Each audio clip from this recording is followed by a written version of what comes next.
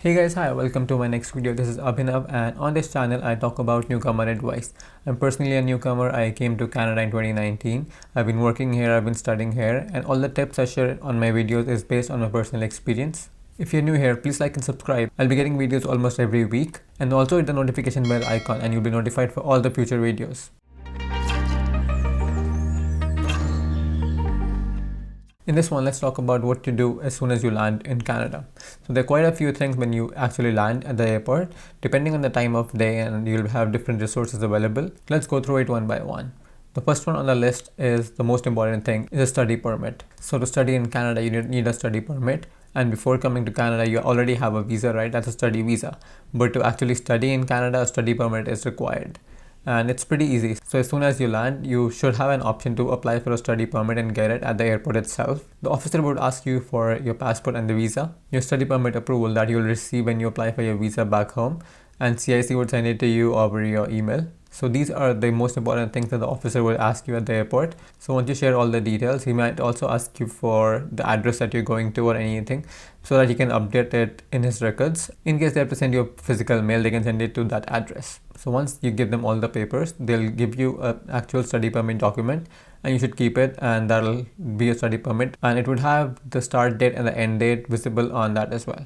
So the next thing on the list is a SIN. So a SIN is social insurance number. Anyone who moves to Canada should have a social insurance number to work. So SIN is also a really important thing. SIN is a confidential number and it is linked to all your documents. You should only give it to your employer when you're working, because so everything what you do, your hours and everything is reported on SIN, and the same is also reflected when you file your taxes. So you'll have a unique SIN that is only assigned to you. So the third thing on the list is your bank account. So as a new student, you'll already have a GIC account, which will have roughly $10,000 to $11,000. But to access those funds, you need to activate the bank account. So there are a few ways that you could follow. One is that just actually go to the branch and do a walk-in appointment. Or if that's not available, what you can do is that call the bank or go to their website and book an appointment. The easiest and quickest one would be to call them. Given your details, and they'll book you an appointment for the next few days. You can go there and activate your bank account. They would need your passport and address, and once you give them everything, they'll activate your account.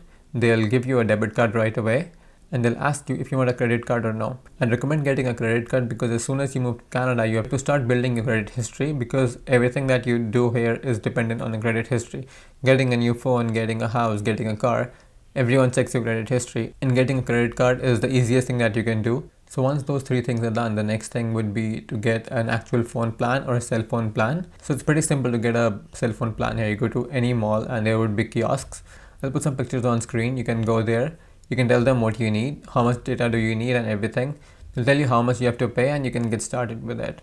If you're buying a brand new phone, they might ask you for a credit card and credit history and everything. So that might be hard, but so what you can do is that simply get a cheap plan and you should be good to go. Freedom offers one of the best plans. Normally they charge like $40 to $45, and they'll give you 6 to 8 gigs of data with unlimited texting and calling a month. That's a pretty decent plan, but if you go to Bell, Telus, or any big provider, they'll charge you at least $75 and give you 10 to 20 gigs of data. So it depends what you need. You can shop around if you have time. So if you want to get started with, I'd recommend go to any company, any provider, and get your first SIM card. So once you settle in, after a few weeks or after a few months, you can go and buy any phone or any cell phone plan that you want. So as you're coming as a student, the next thing to do would be to register for your college course and get your college ID done, because there are a lot of benefits that you have with your college IDs. And to start your studies, you actually have to register yourself to the timetable and everything if you haven't done it online in prior. College ID is really important as well, because you get really good benefits as a student. For example, if you're applying for a transit pass,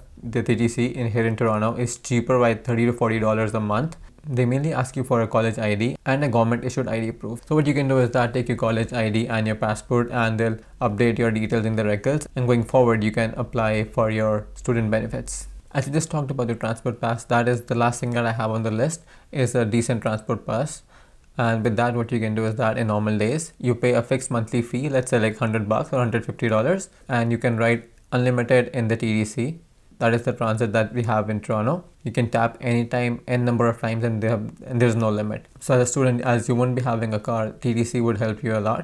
You can go from A point to point B with like $3 if you're paying per tap, or if you have a monthly pass for like $100 to $120, you can just pay once $120 and you can ride unlimited times during the month. And you can also do an auto renewal if you want to, and every month TTC will deduct the exact amount from your credit card or debit card and reload your TTC monthly pass. And you don't have to worry about anything. Every month you'll be good to go. You can go to college, you can buy groceries, you can go anywhere you want, and that's a fixed monthly fee that you'll be paying. So the next thing I have on the list is a suitable accommodation. So what I did was that as soon as I came to Canada, I had an Airbnb rented. I lived there for like 3 to 4 days. In those 3 to 4 days, I was able to find a decent accommodation where I lived for a long time. So 3 to 4 days, maximum of 7 days is a pretty good time to find a good house when you're moving to Canada. But sometimes it takes time. I've also made a video on how to find a good accommodation in Canada. I'll link it in the description box below, because there are quite a few different ways that you can follow to find a good accommodation. Even before coming to Canada, you can finalize a few dates that as soon as you come here, on those dates you can go and look at the apartments. And highly recommend not paying anyone unless you see the house. If you have a friend who already lives in Canada, you can ask him or her to go and check it out if possible.